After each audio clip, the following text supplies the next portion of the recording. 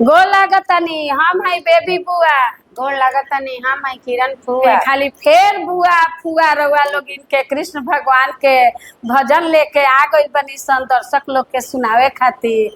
देखी सब लोग के घर में आजकल बाल गोपाल हर कोई रखता। आ बाल गोपाल के ह तब कृष्ण भगवान है।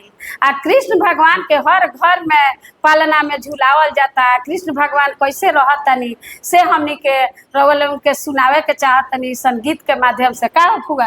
हाँ, हाँ आजकल तो लड्डू गोपाल के पूजा सब कोई घर घर करता। हाँ, तो कैसे जसोदा मैया से छुपत रहनी कृष्ण भगवान। तो चलो हमनी के गीत के माध्यम से दर्शक लोग के बतावल जाओ। चलो बताओ जा। गलिए गलिए खोजे जसो मते कृष्ण कन्हाई हइये ना। गलिए गलिए खोजे जसो मते कृष्ण कन्हाई हइये ना। घरवा में खोजली अंगना में खोजली, घरवा में खोजली अंगना में खोजली, दुआरा पर खोजली हइये ना। दुआरा पर खोजली हइये ना। गलिए गलिए खोजे जसो मति कृष्ण कन्हाई हइये ना।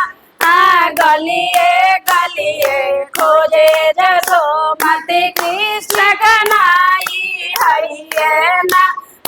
गंगा में खोजली जमुना में खोजली, गंगा में खोजली जमुना में खोजली, कालिया दामन हइये ना।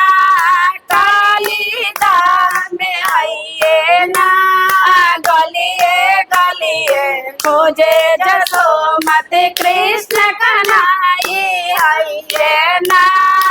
गलिए गलिए खोजे जसो मति कृष्ण कन्हाई हइये ना। मथुरा में खोजली गोकुला में खोजली, मथुरा में खोजली गोकुला में खोजली, वृंदावन में हइये ना। वृंदावन में हइये ना।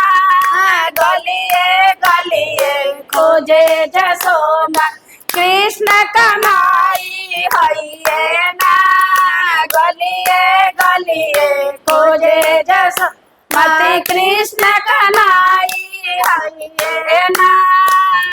गलिए गलिए खोजे जसो मति कृष्ण कन्हाई हइये ना।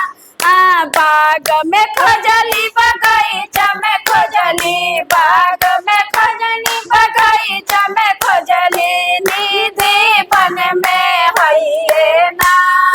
निधि वन में हइये ना। गलिए गलिए खोजे जसो मति कृष्ण कन्हाई हइये ना। गलिए गलिए खोजे जसो मति कृष्ण कन्हाई हइये ना। रउआ लोगिन के कृष्ण भगवान के भजन कैसन लागल आपन सुझाव कमेंट और शेयर और लाइक करम लोगिन। नमस्कार। नमस्कार।